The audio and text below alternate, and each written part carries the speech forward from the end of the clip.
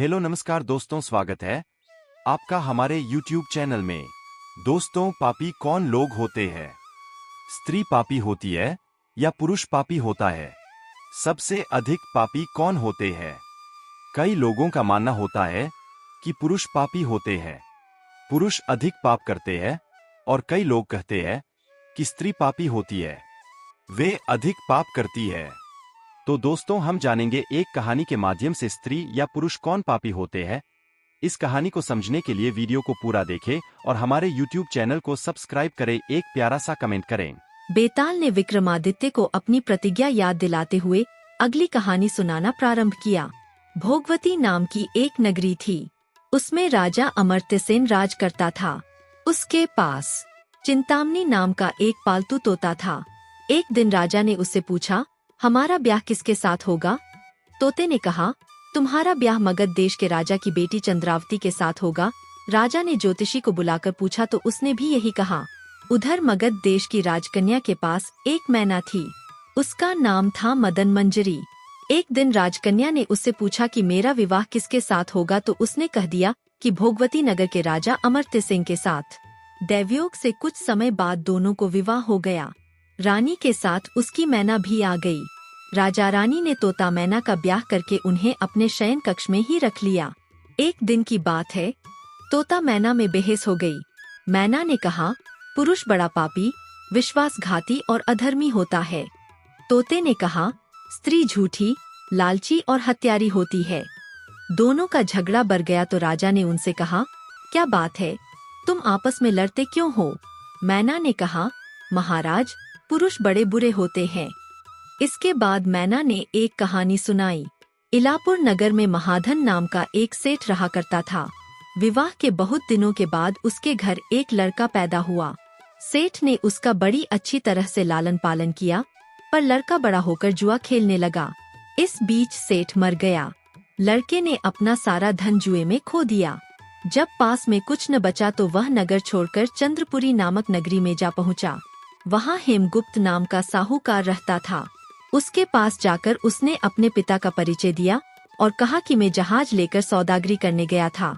माल बेचा, धन कमाया, लेकिन लौटते में समुद्र में ऐसा तूफान आया कि जहाज डूब गया और मैं जैसे तैसे बचकर यहाँ आ गया।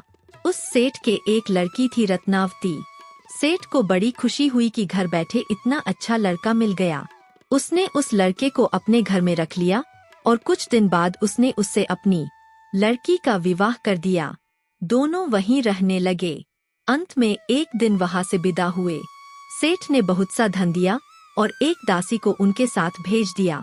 रास्ते में एक जंगल पड़ता था। वहां आकर लड़के ने स्त्री से कहा, यहाँ बहुत डर है, तुम अपने गहने उतारकर मेरी कमर में बांध दो। लड़की ने ऐसा ही किया। इसके बाद लड़के ने कहारों को बर गया, धन देकर डोले को वापस करा दिया और दासी को मारकर कुएं में डाल दिया। फिर स्त्री को भी कुएं में पटककर आगे स्त्री रोने लगी। एक मुसाफिर उधर जा रहा था। जंगल में रोने की आवाज सुनकर वह वहां आया, उसे कुएं से निकालकर उसके घर पहुंचा दिया। स्त्री ने घर जाकर माँ बाप से कह दिया कि रास्ते में चोरों ने हमारे गहने छीन लिए और दासी को मारकर मुझे कुएं में ढकेलकर भाग गए। बाप ने उसे ढारस बंधाया और कहा कि तू चिंता मत कर, तेरा स्वामी जीवित होगा और किसी दिन आ जाएगा। उधर वह लड़का जेवर लेकर शहर पहुंचा। उसे तो जुए की लत लगी थी। वह सारे गहने जुए में हार गया। उसकी बुरी हालत हुई तो वह यह बहाना बनाकर कि उसके लड़का हुआ है, फिर अपनी ससुराल चला। वहां पहुंचते ही सबसे पहले उसकी स्त्री मिली। वह बड़ी खुश हुई। उसने पति से कहा, आप कोई चिंता न करें, मैंने यहाँ आकर दूसरी ही बात कही है। जो कहा था वह उसने बता दिया। सेठ अपने जमाई से मिलकर बड़े प्रसन्न हुए और उन्होंने उसे बड़ी अच्छी तरह से घर में रखा। कुछ दिन बाद एक रोज जब वह लड़की गहने पहने सो रही थी, उसने चुपचाप छुरी से उसे मार डाला और उसके गहने लेकर चंपत हो गया। मैना बोली, महाराज, यह सब मैंने अपनी आँखों से देखा। ऐसा पापी होता है पुरुष। राजा ने तोते से कहा, अब तुम बताओ कि स्त्री क्यों बुरी होती है? इस पर तोते ने यह कहानी सुनाई। कंचनपुर में सागर दत्त नाम का एक सेठ रहता था। उसके श्रीदत्त नाम का एक लड़का था। वहां से कुछ दूर पर एक और नगर था, श्री विजयपुर। उसमें सोमदत्त नाम का सेठ रहता था। उसके एक लड़की थी, जयश्री। वह श्रीदत्त को ब्याही थी। ब्याह के बाद श्रीदत्त व्यापार करने परदेश चला गया। 12 बरस हो गए और वह न आया तो जयश्री व्याकुल होने लगी। एक दिन वह अपनी अटारी पर खड़ी थी कि एक आदमी उसे दिखाई दिया। उसे देखते ही वह उस पर मोहित हो गई। उसने उसे अपनी सखी के घर बुलवा लिया। रात होते ही वह उस सखी के घर चली जाती और रात भर वहाँ रहकर दिन निकलने से पहले ही लौट आती। इस तरह बहुत दिन बीत गए। इस बीच एक दिन उसका पति परदेश से लौट आया। स्त्री बड़ी दुखी हुई, अब वह क्या करे। पति हारात का था। जल्दी ही उसकी आंख लग गई और स्त्री उठकर अपने दोस्त के पास चल दी। रास्ते में एक चोर खड़ा था। वह चोर कौतूहलवश देखने लगा कि स्त्री कहाँ जाती है। धीरे धीरे जयश्री सहेली के मकान पर पहुंची। चोर भी पीछे पीछे गया। संयोग से जयश्री के पुरुष मित्र उस आदमी को सौंप ने काट लिया था और वह मरा पड़ा था। जयश्री ने समझा कि वह सो रहा है। वहीं आंगन में पीपल का एक पेड़ था जिस पर एक पेशाब बैठा यह लीला देख रहा था। उसने उस आदमी के मृत शरीर में प्रवेश करके उस स्त्री जयश्री की नाक काट ली और फिर उस आदमी की देह से निकलकर पेड़ पर जा बैठा। स्त्री रोती हुई अपनी सहेली के पास गई। सहेली ने कहा कि तुम अपने पति के पास जाओ और वहाँ बैठकर रोने लगो। कोई पूछे तो कह देना कि पति ने नाक काट ली है। उसने ऐसा ही किया। उसका रोना सुनकर लोग इकट्ठे हो गए। उसका पति जाग उठा।